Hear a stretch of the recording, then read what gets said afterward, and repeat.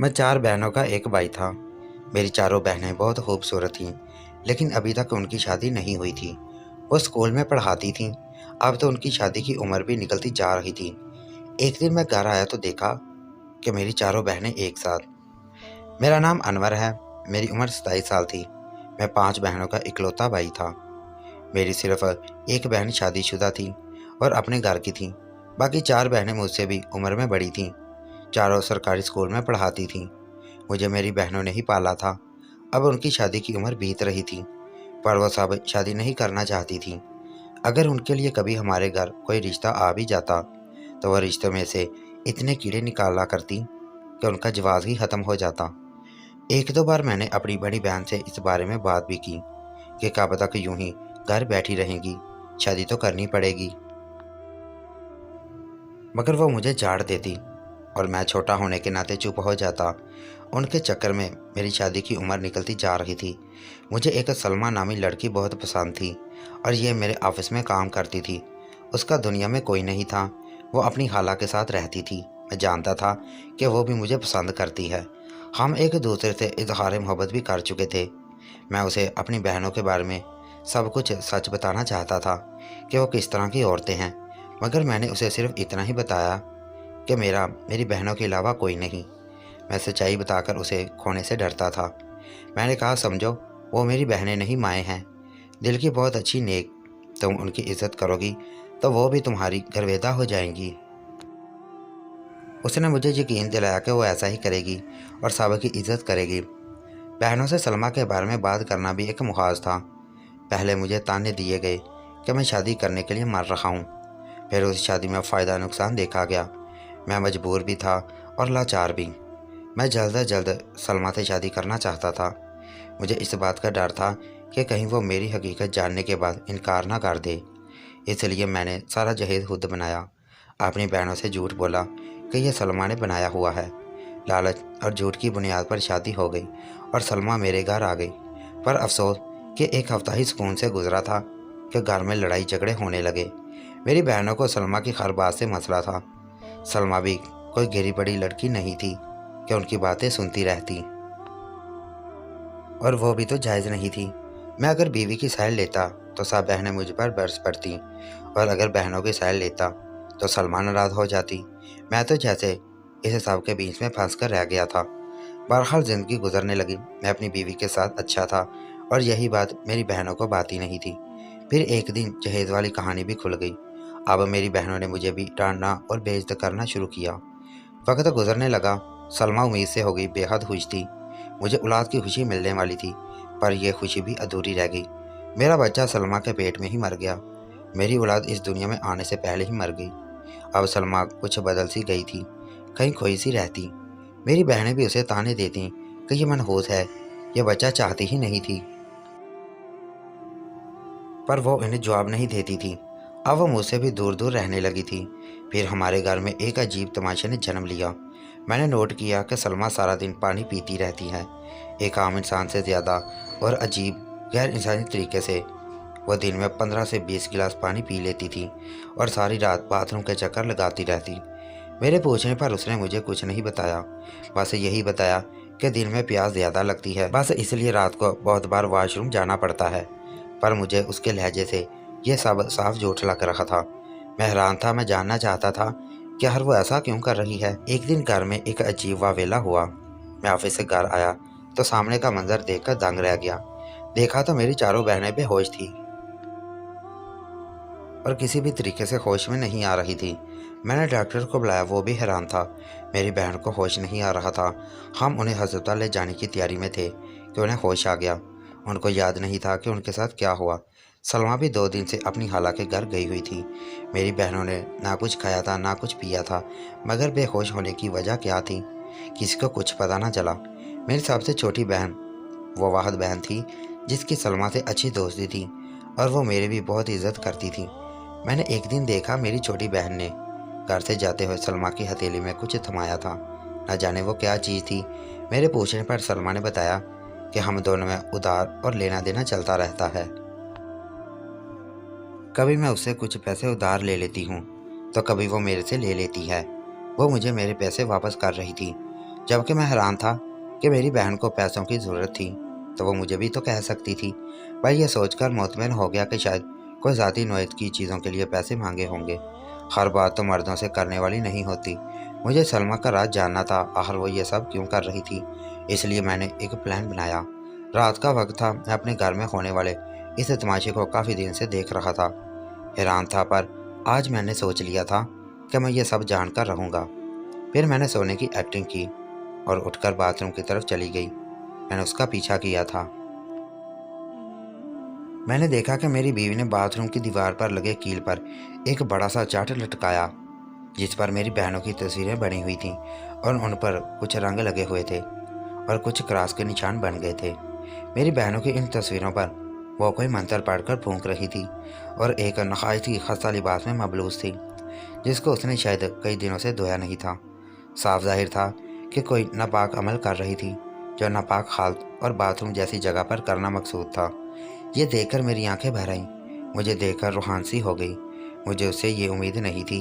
हमें एक दूसरे से लाख शिकवे सही, पर क्या वो मेरी बहनों से इतनी नफरत करती थी, उन्हें इतना संगीन नुकसान पहुंचाने के दर पे थी। मैं उल्टे कदमों वहां से चला गया। सलमा कुछ देर के बाद मेरे पास आई और मेरे कदमों में गिर गई। रोते हुए इतना कहने लगी, जैसा आप समझते हैं वैसा कुछ भी नहीं। बहनें भी जाग गईं। घर में वावेला मच गया। मैं गुस्से में था, पर मैं उसकी कोई बात सुनने को तैयार नहीं था। मैंने सलमा को घर से निकाल दिया। सलमा मुझे कॉल करती रही, पर मैंने उसकी कॉल का जवाब नहीं दिया। सलमा के जाने से मेरी बहनें बहुत खुश थीं। वो मेरे लिए दूसरी लड़की देखने लगी और मुझे किसी बात से कोई मसला नहीं था, मगर मेरे दिल में अब भी सलमा की मोहब्बत बसी हुई थी। एक दिन मैं ऑफिस से घर आया तो देखा कि मेरी छोटी बहन रोते हुए घर से निकल रही थी। मेरे उस तक पहुंचने से पहले ही वह रिक्शे में बैठकर वहां से चली गई। मैंने बाकी बहनों से पूछा कि छोटी बहन रोती हुई क्यों गई और कहाँ गई है, तो उन्होंने कहा ऐसी कोई बात नहीं, बस यूं ही बहनों में कोई बात हो गई थी। वो छोटी सी बात का बुरा मना गई है। तुम परेशान मत हो, वह कुछ ही देर में आ जाएगी। जबकि मैंने उसे यूं ही जाते देखा था जैसे कोई बड़ी बात थी। अजीब बात यह थी कि मेरी छोटी बहन मेरी कॉल भी नहीं सुन रही थी। एक रात मैं सो रहा था, मुझे अचानक मेरा बेड ज़ोर ज़ोर से हिलता हुआ महसूस हुआ। मैं फ़ौरन समझ गया कि कुदरत नाराज़ हो गई है, ज़लज़ला आ रहा है। मैं फ़ौरन अपने कमरे से भागा, अपनी बहनों के कमरे की तरफ गया, उन्हें जगा सकूं। मैंने कमरे का दरवाजे पर दस्तक दी, मगर वहाँ पर कोई नहीं था। मेरी बहनें न जाने कहाँ थी। मैं बाहर गया तो बाहर भी नहीं थी। मैं उन्हें आवाज़ें देने लगा था कि ज़रा रुक गया।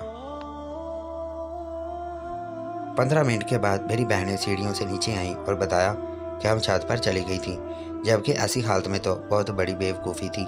मैंने उनसे पूछा कि क्या उनको मेरी आवाज़ भी नहीं आई थी। कहने लगी, हमें तो कोई आवाज़ नहीं आई। खैर यह बात भी गुजर गई। कुछ ही दिनों में मेरे घर में एक और बात हुई जिसे मैंने नोट किया तो मैं हैरान रह गया। मेरे तो कदमों तले से ज़मीन निकल गई। मेरी एक बहन बिल्कुल मेरी बीवी की तरह भर भर कर गिलास पानी पी रही थी। मुझे तो पहले लगा कि यह मेरा वहम है, मगर फिर एक दिन मैंने दूसरी बहनों को भी यही करते देखा। मेरा दिमाग चकरा गया, समझ में कुछ नहीं आ रहा था। मैंने जैसे अपनी बीवी की जासूसी की, वैसे ही अपनी बहनों की जासूसी करने लगा। एक रात मैंने अपनी बहनों के कमरे पर नज़र रखी कि वह किस वक्त बाथरूम जाती हैं। आधी रात को जब मैंने उन्हें बाथरूम जाते देखा तो मैंने उनका पीछा किया। मैं वहाँ का मंजर देखकर दंग रह गया। आखिर ये क्या हो रहा है। यहाँ भी वही सूरत हाल थी। दीवार पर एक तस्वीर जज़ब थी, जो सिर्फ सलमा की नहीं, सलमा के साथ मेरी भी थी। सलमा का मेरी बहनों पर जादू करना और उनका बुरा चाहना तो समझ सकता था। मेरी बहनों का सलमा से नफरत करना भी बचा था, पर मेरी बहनों का मुझसे भी नफरत करना, मेरा बुरा चाहना और मुझसे बुरी नीयत से काला जादू करना मेरे लिए एक बहुत ही बड़ा सदमा था। फिर मैं कुछ दिनों से बीमार रहने लगा। मेरी तबीयत बोझल रहती। दिल करता कि अपनी जान दे दूं। डॉक्टर के पास भी गया, पर उसका कहना था कि सब ठीक है। मैं अपनी छोटी बहन के घर गया। मैं हकीकत जानना चाहता था, क्योंकि अब वही इस मामले में मेरी मदद कर सकती थी। मैं उसके घर गया, उसे सब बताया। अब वो मेरे सामने बैठी थी। मैंने उससे पूछा तो उसने हकीकत मेरे गोशे गुजार करना शुरू कर दी। भाई बहनें तो पहले दिन से ही सलमा के खिलाफ थी, और जब से उन्हें यह पता चला कि आपने भाभी के लिए जहेज खुद बनाया है और आपने उनसे झूठ बोला है, और पहले आपने अपनी सारी कमाई बहनों को देते थे और अब अपनी बीवी को देते हैं, और बहनों को थोड़ी सी रकम देते हैं तो वो आपके भी खिलाफ होगी। भाभी पर जादू करने की शुरुआत उन्होंने की थी। भाभी बीमार रहने लगी। आपकी औलाद भी इसलिए इस दुनिया में आने से पहले मर गई। मेरे सामने ये बात कबूल की कि ये सब उनका किया तरह है। तब से सच पूछे तो मुझे अपनी बहनों से नफरत हो गई। मैं तब से भाभी की तरफ दार हो गई और उनके साथ लेने लगी। मैं ही भाभी को एक पीर के पास ले गई। उसने कोई अमल किया।